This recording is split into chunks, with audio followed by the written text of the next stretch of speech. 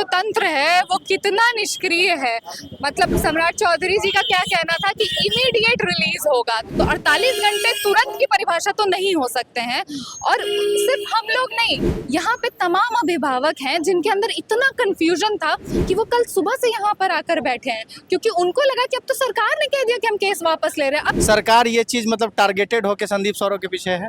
जो भी सच का साथ देगा, जो जनता के हक अधिकार के लिए लड़ेगा, उसको जेल में डालना सरकार का पैटर्न है। अब जब वो स्टूडेंट्स जेल में बंद है तो कौन सी पढ़ाई हो रही है अंदर जेल के? अब धर्मेंद्र प्रधान का वो बड़ा दिल कहाँ है? सरकार 2 दिन पहले नोटिस जारी करती है कि विथ इमीडिएट इफेक्ट जो है हम लोगों को अब रिलीज कर देंगे। तो सरकार भी ये जान ले कि आइसा और भाकपा माले के लोग इस सब से नहीं डरते। हमारे लिए ये सब नया नहीं है। देखिए हमारे साथ पालीगंज के माले विधायक संदीप सौरव की पत्नी मौजूद है। ये यहाँ सुबह से बेउर जेल आई हुई हैं, लेकिन अभी तक संदीप सौरव के छोड़ने की कोई जानकारी नहीं है। इसको आप कैसे देख रही हैं मैम? ये बताता है कि सरकार का जो तंत्र है वो कितना निष्क्रिय है। मतलब सम्राट चौधरी जी का क्या कहना था कि इमीडिएट रिलीज होगा, तो इमीडिएट की या तो उनके पास कुछ अलग से डिक्शनरी है जिसमें इमीडिएट का कुछ और मतलब होता होगा, क्योंकि हम सब लोगों ने जो डिक्शनरी पढ़ी है उसमें इमीडिएट का मतलब होता है तुरंत। तो 48 घंटे तुरंत की परिभाषा तो नहीं हो सकते हैं। और सिर्फ हम लोग नहीं, यहाँ पे तमाम अभिभावक हैं जिनके अंदर इतना कंफ्यूजन था कि वो कल सुबह से यहाँ पर आकर बैठे हैं, क्योंकि उनको लगा कि अब तो सरकार ने कह दिया कि हम केस वापस ले रहे हैं। अब किस तरीके का केस? अब क्यों उनके बच्चे जेल में बंद रहेंगे? और वो कल से इंतजार कर रहे हैं, उनको कोई क्लैरिटी नहीं। वो यहाँ बैठे हैं, जेल अधिकारियों का मन है तो वो अंदर बैठने दे रहे हैं, नहीं मन है तो वो बाहर भेज दे रहे हैं। यहाँ पे इस तरीके का कैओस है। और सम्राट चौधरी को ये सोचना चाहिए कि क्या उनको नहीं पता है कि चीज़ें कैसे काम करती हैं? तो या तो उनकी मंशा थी जनता को फुसला देना कि हाँ भाई हमने तो कह ही दिया है, अब ब्यूरोक्रेसी में तो टाइम लगता ही है, तो टाइम लगता ही है कह के किसी स्टेट के चीफ मिनिस्टर की जिम्मेदारी खत्म नहीं हो सकती। आई थिंक सम्राट चौधरी को ये चीज़ सीखने की ज़रूरत है।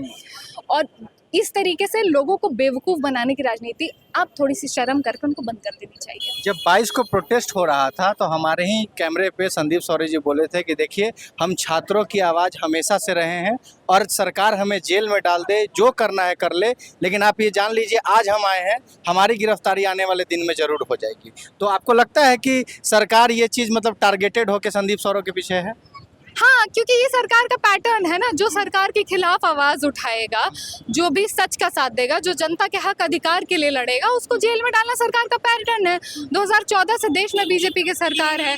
पिछले एनडीए के जो भी टेन्योर्स यहाँ पर रहे हैं आपने वो देखे ही हैं। तो आप उस सब में अगर पॉलिटिकल प्रिजनर्स की लिस्ट उठा के देखिए तो उन्होंने क्या किया? सरकार से सवाल ही तो पूछे हैं, क्योंकि उनको लगा कि देश में तो लोकतंत्र है, हम तो सरकार चुनते हैं तो हम सरकार से सवाल कर सकते हैं, क्योंकि ये लोकतंत्र की परिभाषा है। तो what happened to that democracy? और वो ये सीधी पॉलिटिकल टारगेटिंग है ना। एक थाने में नहीं, कई थाने में एफआईआर की गई है। अच्छा, उनका मल्टीपल थाने में एफआईआर? जी। अच्छा। तो कुछ 8 या 9 एफआईआर की गई हैं उनके ऊपर, और इसी वजह से इतना वक्त लग रहा है। और ऐसा नहीं है कि ये सिर्फ संदीप के साथ हुआ है, हमारे जो दूसरे साथी हैं धनंजय, सबा, दीपांकर, दिव्यम, इन लोगों के ऊपर भी अलग अलग थानों में एफआईआर की गई है। ये लोग भी अभी तक नहीं छूटे? नहीं, ये लोग भी अभी तक, और ये स्टूडेंट्स हैं। धर्मेंद्र प्रधान के इस्तीफे में ये साफ साफ लिखा हुआ था कि वो इस्तीफा इसलिए दे रहे हैं ताकि इस प्रोटेस्ट का कोई गलत उपयोग ना कर ले और स्टूडेंट्स का करियर खराब ना हो, स्टूडेंट्स पढ़ाई कर सके। अब जब वो स्टूडेंट्स जेल में बंद है तो कौन सी पढ़ाई हो रही है अंदर जेल के? अब धर्मेंद्र प्रधान का वो बड़ा दिल कहाँ है? अब क्यों नहीं वो लग रहा है इस तंत्र में कि प्रोटेस्टर्स रिहा हुए कि नहीं हुए? अब उन्हीं वो ऐसा तो है नहीं कि उनका सरकार से इस्तीफा हो गया है, सिर्फ पोर्टफोलियो ही तो बदला है ना, और आज भी वो बीजेपी के ही आदमी है। तो अब क्यों नहीं ये इंश्योर किया जा रहा है कि वो स्टूडेंट्स जिनके नाम की दुहाई देकर उन्होंने ये सब प्रिटेंस बनाया कि नहीं हम तो होलियर देन दाऊ हैं और हमको एक्चुअली चिंता है, वो कहाँ है? वो चिंता क्यों नहीं ट्रांसलेट हो रही है वो ग्राउंड पर?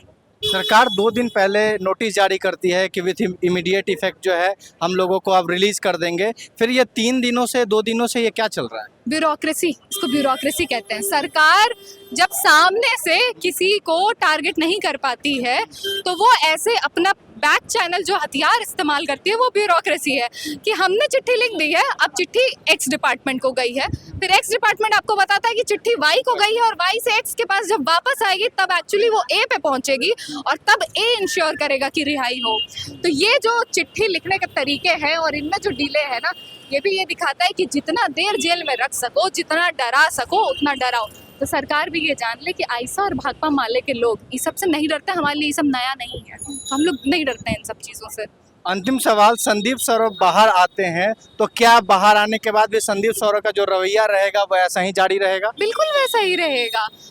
क्यों हम अपना रवैया बदले? हमने आज से पहले भी कोई किसी गलत चीज़ का साथ नहीं दिया, हम हमेशा जनता के हक अधिकार के लिए लड़ते रहे और हम आगे भी लड़ते रहेंगे। और इलेक्टेड रिप्रेजेंटेटिव का और दूसरा काम क्या है? यही तो काम है और यही हम निभाते रहेंगे हमेशा। छात्रों की आवाज़ ऐसे ही बुलंद रहेगी। बिल्कुल बिल्कुल। और इस आंदोलन के बाद सब लोगों को ये समझ लेना चाहिए कि इस देश का छात्र और युवा अगर एकजुट हो जाए तो वो किसी भी तानाशाह को झुका सकता है, और इसलिए हम लोग हमेशा उनके हक अधिकारों के लिए लड़ते रहेंगे।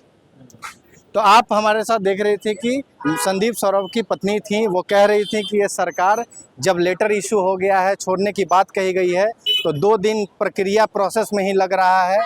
और उन्होंने फिर आगे बोला कि संदीप सौरभ छात्रों की आवाज़ हमेशा से रहे हैं, निकलने के बाद भी वही मजबूती के साथ छात्र हित में, छात्र की समस्याओं पे वैसे ही वो लड़ाई जारी रखेंगे। तो अगर आप हमारे इस खबर को YouTube पे देख रहे हैं तो चैनल को सब्सक्राइब करें, फेसबुक पेज पे देख रहे हैं तो पेज को फॉलो करें। खबर में बने रहने के लिए आपका धन्यवाद।